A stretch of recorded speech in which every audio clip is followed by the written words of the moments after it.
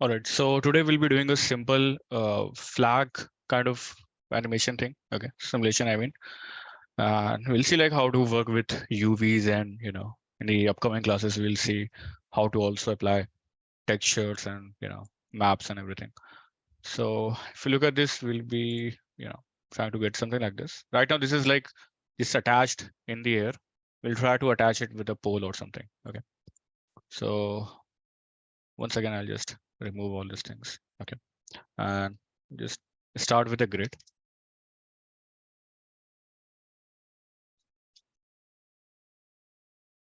Okay, let's decrease the size and put it somewhere over here. And let's make it more rectangular. Let's increase the rows and columns. Okay. All right, so let's add a vellum constraints, and let's change this to the cloth. And let's have both of the outputs here, cloth and the constraints. Okay, so first thing first, let's go back and let's try to do this same here. Let's see what do we get. Just remove this, which I've added. And again, this is a simple setup, which we have already done. Now I'm not really going to make these setups in every other class. I'll try to like follow with the same file. Okay. I think we have been doing the same thing since 2 months, and I expect everyone to like, do it on yourself. Okay. So if you look at this right now, the cloth is just going to fall. Okay. Fine. Let's do something. Let's add a wind force. So once again, pop force, just like we used to work with the flip particles, will also work over here. And let's try to add some force. So I want to add some wind on this direction, which is like, Z direction. So just turn on this guide. And now if you increase this force thing, you can see like, it will show you the vectors. So this way you will know on which direction we are adding the force. Okay. And then if you start to add amplitude, it will also show you like, the noise and swirl size and everything. Okay. Then you can turn it off. If you do the same now, you can see, the cloth is going to kind of fly, and the gravity will decide like how fast it will fall on the floor. If you remove the gravity, it will, just keep on going ahead. Okay. Another thing that we should know about is, like you can see like the cloth is going to accelerate over time. Okay. So if you look at this, so when like in reality, when the wind acts, so what's the difference between wind and so they, we have this pop force, and we also have this pop wind. Okay, so that's the main difference. It has this air resistance option. Let me show you like what happens if I use. I'll just put these same values here. So here we have like 6.2. Let's copy the same values over here, and 4 and 2.5 around. So let's put like 4 and 2.5. And now let's put the pop wind here. And let's look at the difference. Okay. So you can like, can anyone explain me the difference? Like what's the difference that we are seeing between this pop force and pop wind? Sorry.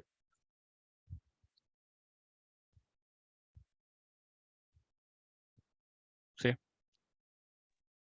Pop wind is pushing that cloth okay. And and pop force is not pushing the cloth. it's like going with the wind. Okay. Yes. Actually, it's flowing with the wind. Hmm. Yes. Right. That is right. Okay. That is the visual difference that we are having. Can anyone explain me like what is okay? Wind match with reality. Okay, Raja. Nice. Yeah, that is true again. That is what happens in reality. Like, that is how the wind looks in reality. Okay. Environment pressure stopping. Okay. Yeah. Uh, environment pressure, or you can say environment resistance, air resistance, you can say. Okay. So basically what happens is like when we use any force, pop force or anything, it will add this force on every frame. Okay. So on first frame, it's 6.2, second will become 12 and 18 and 24, and 30 and 36, so on. So it will start to increase the speed. However, when we use this pop wind, it has an option of air resistance. Let's say if I put the air resistance to like 0. Okay. Never put 0 anywhere in our thing. It doesn't really like if you put 0. Let's put it to like point. What the hell? Okay. This, for some reasons, this works alternately. Okay, wait, let's do one thing. So as I told you, like pop force and pop wind, both are same. If you look at them, they are like completely identical. We just have one more option over here. We have this air resistance. Okay, so we can remove this pop wind and we can just add an pop drag. Okay, so pop drag is the same thing like the air resistance in the pop wind. Okay, and let's just keep it to the one and let's see how it looks. And you will see we'll get the same thing here. Okay, see, maybe the value is like a little bit more or less. We can change that. Let's change it to like 0.25 or so. Okay, and we'll get, you know we'll get the same thing. Okay, so that's what's happening with the pop uh, pop wind. So like it adds like force on every frame, but it also removes that force. So it's trying to keep the force in check. It's making sure. So whenever the force is added, it will make sure that it remains 6.2. Okay, so depending upon this value, how much resistance you have. So let's say, again, if I put it to 0, I think like okay, yeah, see, it will start to increase the speed because this 6 is, this 6, it keeps on getting added on every frame.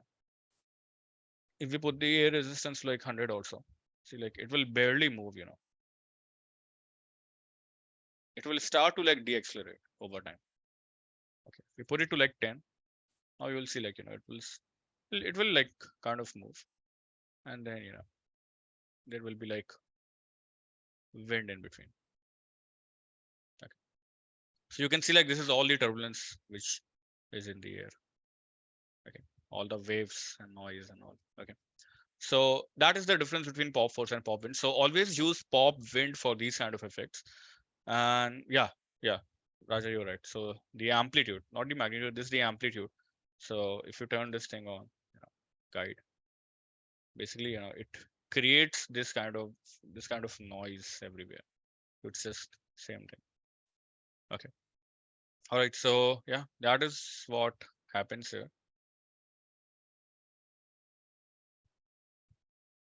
Okay. So it's good to add like some pop drag on top of the force so that you don't get very fast moving stuff. Okay. Anyways, like let's get to the main topic, and which is like right now it's just flying. So let's try to pin it. Okay. So what does pin means? So if you go into this cloth here, we have this option. Okay. So we will have an option of this thing. Here we have this group type and all. So that is like if you just want to convert some part of the cloth into the cloth, like some part of grid into the cloth. Instead, we have this option of pin to animation. Okay. And if you select points from here, you can just press shift and you can add or remove points. Okay. Let's add these many points and just press enter on your keyboard. And you'll see like it's going to write some values over here. Okay. And if you try to do this sim, you'll see like the cloth is going to be attached from these points. Okay. We can also like animate these pins and all, but that's not really feasible. It's better to like add this thing to a object itself. Okay, so how do we do that? Let's talk about that. So I'll just remove this pin to points. Okay, and one second, guys.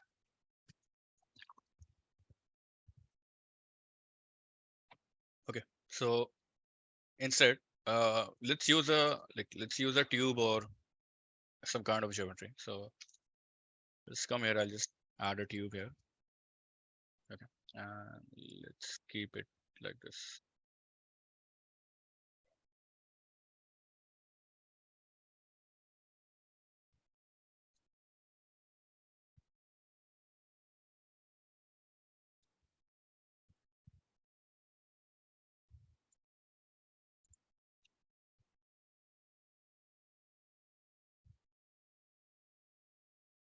Okay, and what we'll do is like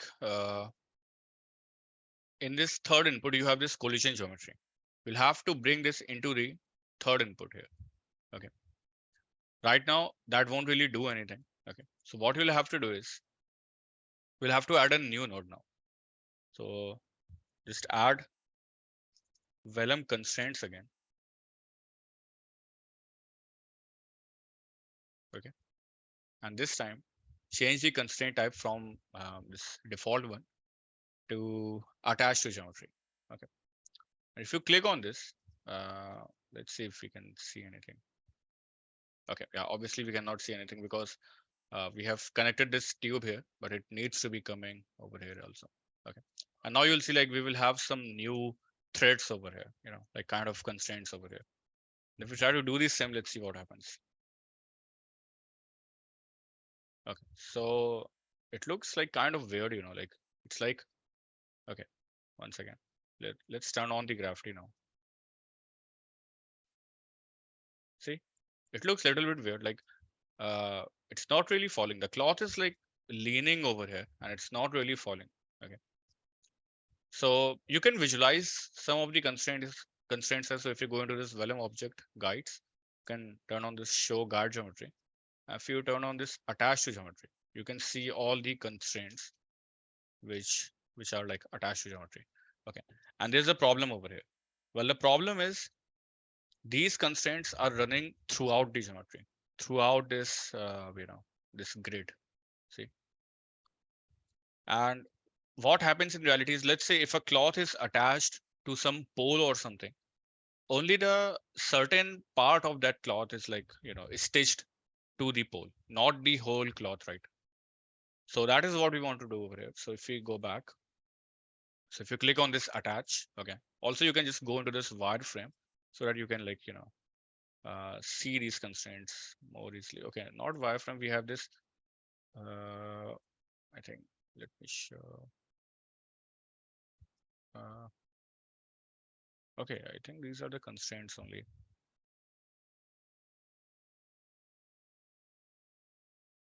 There's an option which will let us see the constraints only. Okay, I think yeah, this is the one. Okay, so you can see like right now the constraints are getting formed over the whole geometry. So it's like attaching the whole cloth with the pole. So if we go into this Vellum constraints attach option, here we have like here we have this option of closest point, and we have this max distance. So if you just turn it on, by default, this is set to 0. And you'll see like nothing will be connected now. You just need to increase this value. Okay, just put it to like 0.1. See? And if you start to increase this, you will see like, more and more points will be getting connected here. Okay. See? So just put it to like 0.1, which will not, yeah. So just put it to 0.1. So only the, constraints, like only the grid, which is like very close to the tube geometry, only those points will be connected here. Okay. And let's try to do this same now. Let's see what do we get. Okay. Now you can see like the cloth is like freely suspended and it's like only connected over these edges. Okay.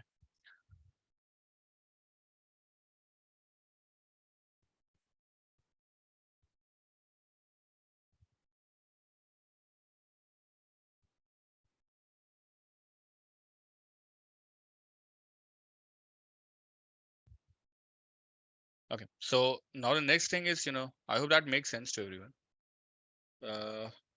Yeah. So the next part is like right now, almost all the constraints, like even though the constraints are getting formed very near to the geometry, what if we only want to have constraints in few areas, not everywhere? So once again, let's say if I only want to attach this top and the bottom part, how do I do that? Well, if you go into this tube geometry, okay, let's just increase this rows as well. Just put it to like 100 or so. Or if you want, you can just add a remesh node after this. So it will just put it to like smaller values, like 0.01 or something. So it will make sure it has like, or you can, once again, you can convert it into polygons, VDBs, and, convert it back into the geometry. So you will have a proper flow of polygons. Anyways, it's just when you don't have control of, adding more rows and columns. Right now we have the control, so let's just keep it as it is. Okay. I think let's put it like this. Okay.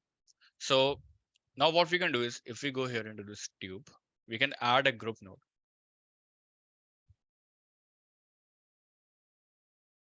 Let's disable this base group. No, don't disable this. and just in this base group, let's click on this button. Okay. And let's see where is our grid. So this is our grid. So I'll select this one and press shift, select this, and maybe one of the middle one.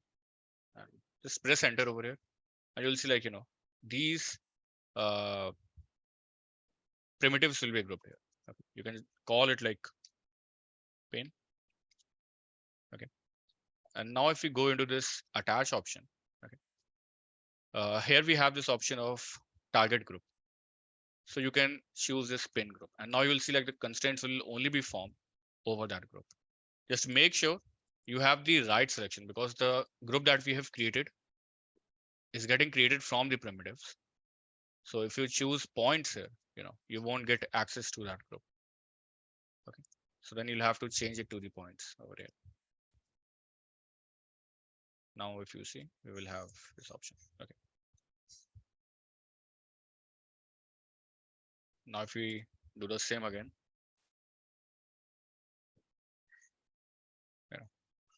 this will be attached to that point.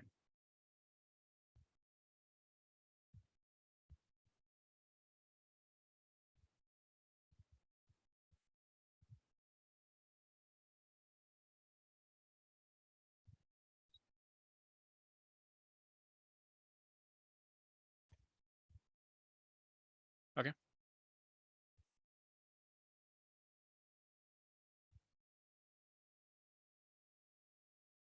All right. Now, the next thing is like, what if we try to animate, what if we try to animate our geometry, like the static object here? So let's come here. Let's add a transform.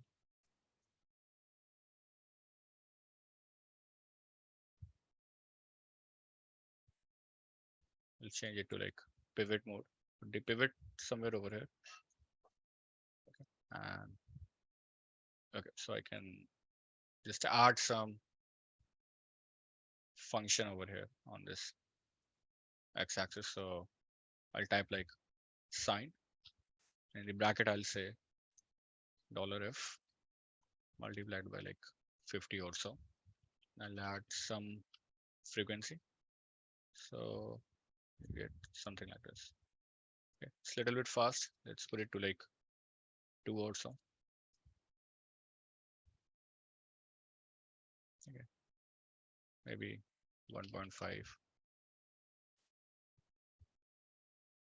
And I also want this to be like, okay, let's start with this first.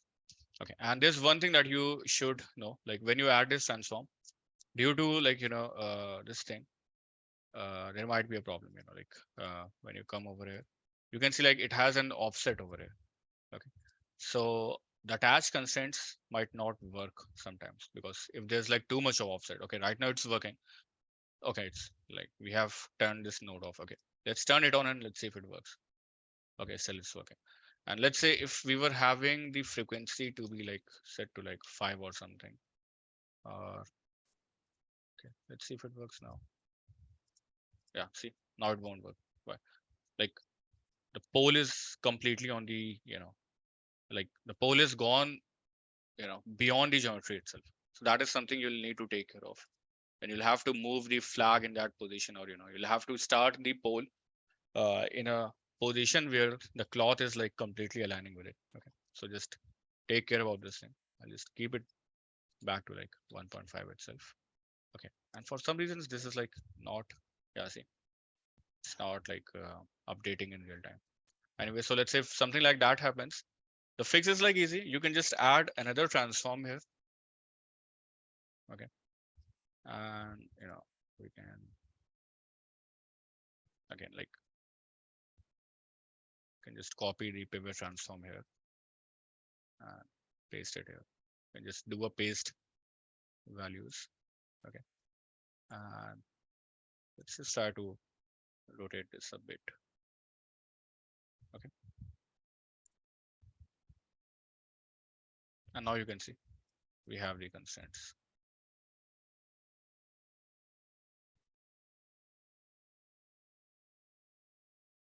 Okay. Now let's see what do we get now. So you can see the cloth will be attached to the geometry here. Okay. But there will be one problem. You will see like the cloth is going to go, right through the geometry. It's not really interacting with the geometry. It's not really colliding with the geometry. And the reason for that is we haven't used the, like we are forming the constraints from the geometry, but we haven't really used any static object here. Okay. So what we'll have to do is we'll have to make sure that we also use this as a static object. Okay. So let's null this out here. Okay. And you can convert it into VDB and use collision source and everything. I'm just going to do it like this only. And, let's turn off this display geometry and let's look at, see, like we are not really having anything in the collision surface. Let's put it to like 100 or yeah, see, only when I went to 200, I got something. So just always make sure to, look things from this collision guide thing, or instead you can, just use the collision source here. Okay. All right. So let's turn it off and just make sure this is also set to use deforming geometry. And now the cloth is going to like interact with the pole as well. Okay.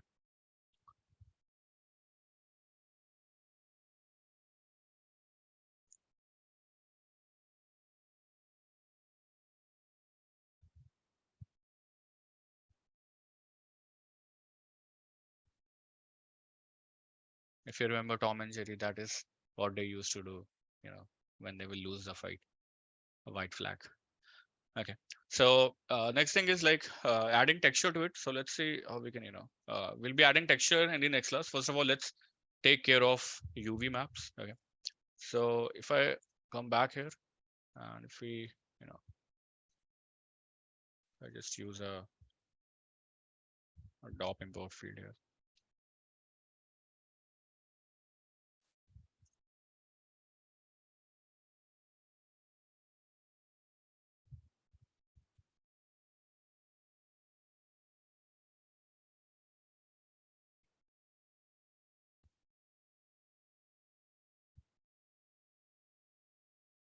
Okay. So, how can we like add some texture to it? Okay. So if you want to like see some textures here, there's a node which is known as attribute from map, and it can visualize the maps here. Okay. And you can like choose anything. So you have this texture map which is set to like UV color. Here we have another options as well. Okay, for some reason it's not there. Okay, so I'll just try to find some photo or something. Let's see. Okay, so let's choose one picture here. Okay. Oops.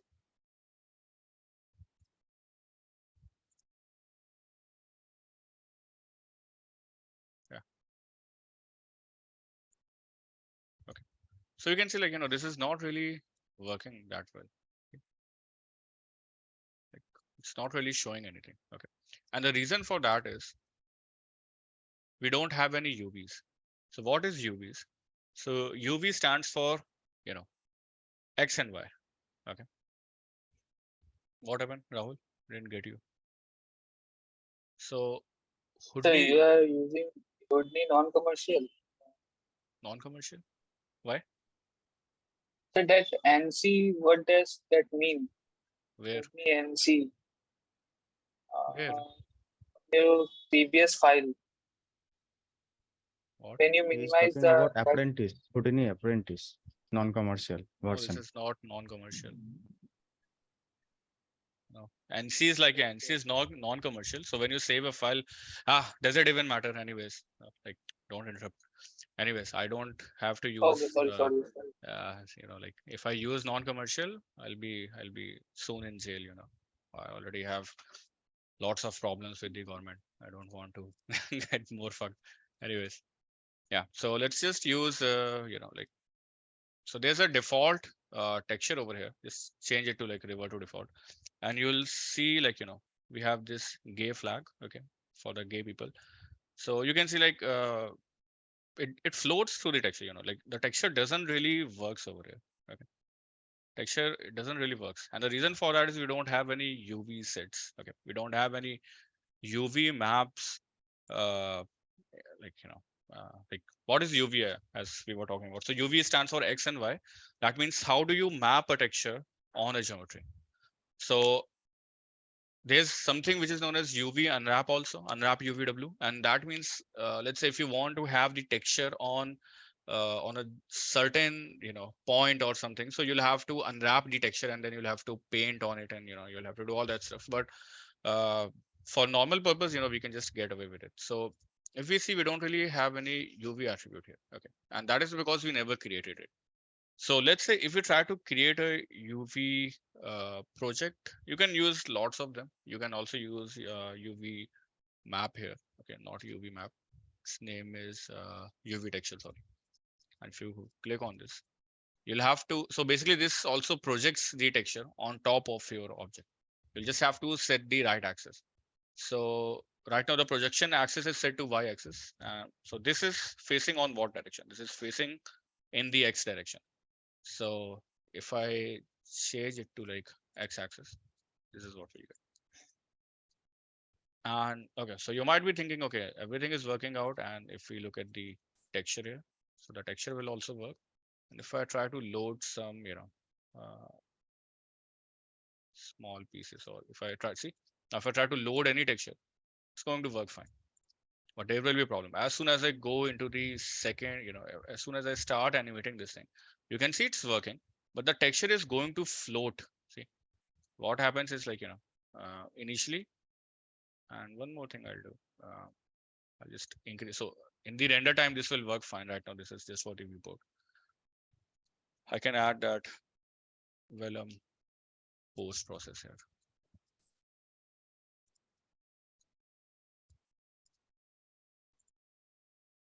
I think it will again remove the textures. Okay, fine.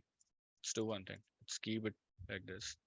And let's look at the UVs first only. I think that will make things easier to visualize. Okay, just look at this bottom line here. Okay, and if we start to move this, see this 3 and 5, it gets cut.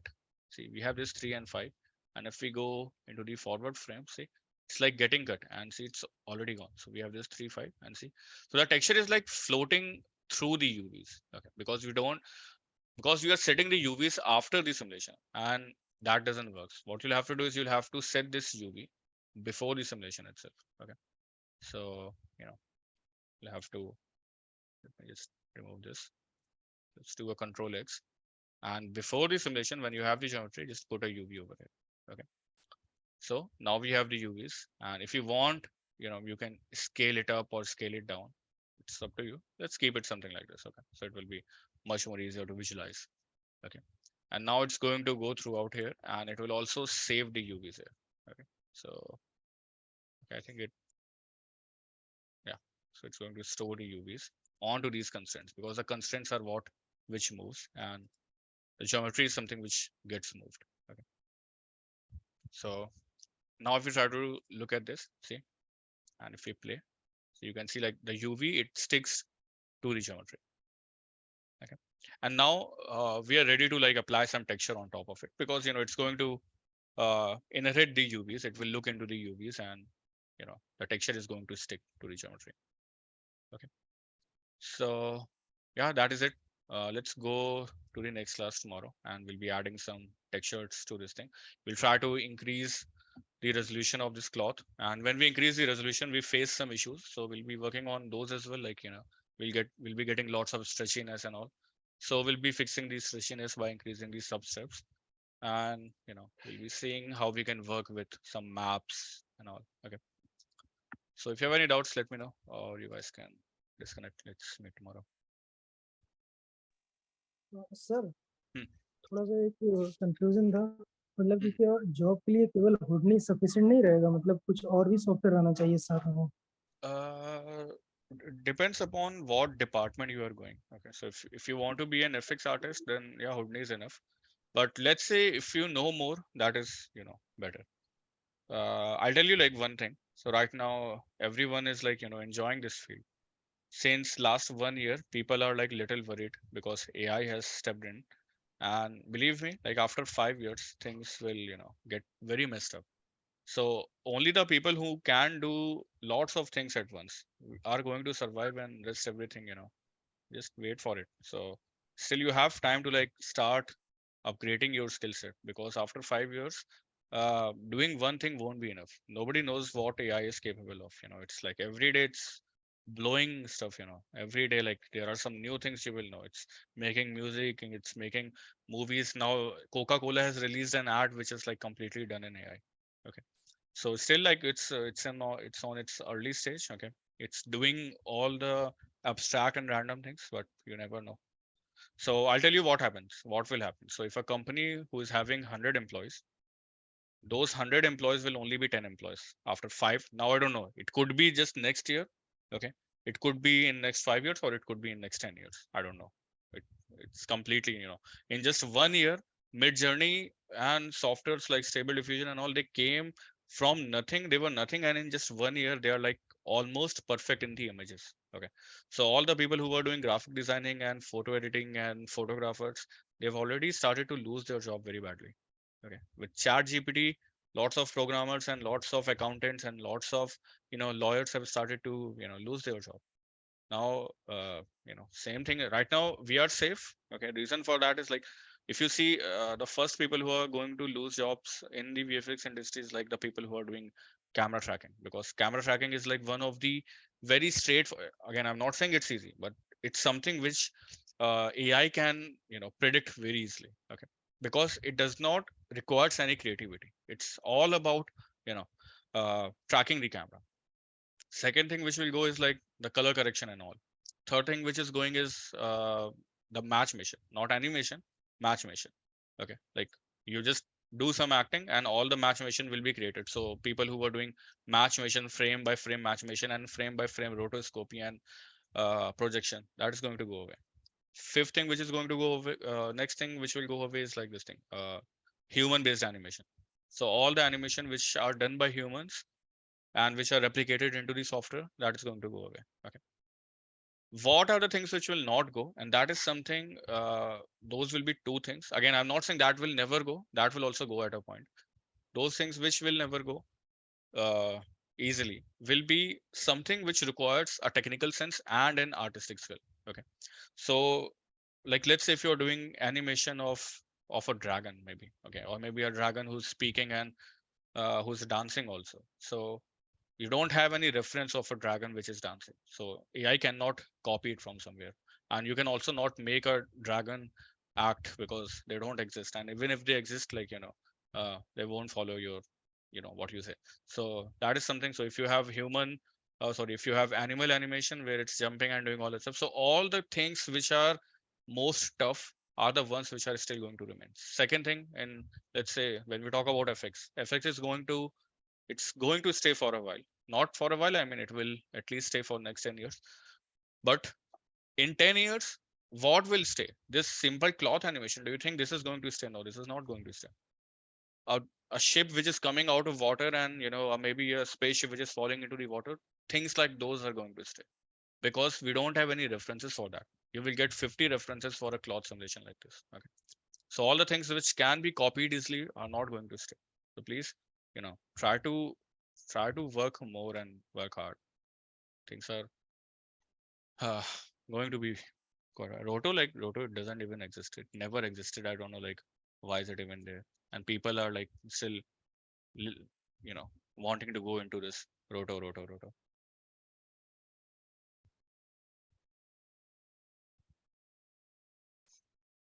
Yeah, see, IBM. Yeah, exactly. That's what I'm saying. For AI, like the easiest thing to understand, see, like a lot of people, they don't understand like how any AI or anything will work. Okay. So when it when it comes to making an image, when it comes to make an image, okay, so let's say if you have some image which says L in, or let's say which is where is a character which is like running, okay, and he's wearing a hat. So when you say like character with a hat, okay, running, So what AI does, it will try to find images for this. So it will look at a running image and a character. Now character is what, human, and it has a hat. So it has a hat image, it has a running character image, and sorry, it has a running image which is like human or whatever, and then you have a character which is like, a human, and it will combine all of them. It will use the machine learning to predict, like, to like understand what is face and where to keep the hat. It goes over the training data and everything, and that is how you get an image. Now the problem is, when this image needs to be converted into a, into a video, that is where the things start to go wrong, because now it has to maintain the, consistency, which is like very hard to follow, which is still not here. And I'm not sure if that will happen. It could happen again. Nobody knows, because the algorithm of machine learning is such, even the developers, they don't know how it works. Okay, so maybe it works or maybe it doesn't work. See, AI has potential to take over the nuclear weapons as well. So this is nothing, this is nothing what we are doing. The best thing that you can be is like, you can just be the best of yourself, and then you don't need to worry about, will you lose your job? Because as I said, if there's a company which is like having these many people, these people will go, only they will remain, and they will be the best ones. That is how it's going to be. AI can't replace creativity. I'll slap you and I'll come over there and slap you.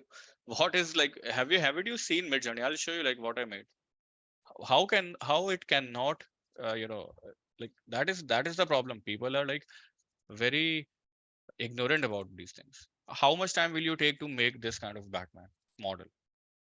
I made all these with Midjourney. Okay. What creativity are you talking about? See the creativity. What creativity you want more? No, Midjourney is not free. It has a like 3,000 rupees subscription for 1 month, 2,500 something. Okay, so see, and soon this will start to get converted into models also. You'll be getting models from these images in next 2 years. So there's nothing like creativity. Okay. The problem is when you have to animate this thing and move this thing, that is where it starts to get complex, and that is where people, human touch will be required for some time. What is that time frame? No one knows. Just be worried. Okay, let's meet tomorrow. And my intention is not to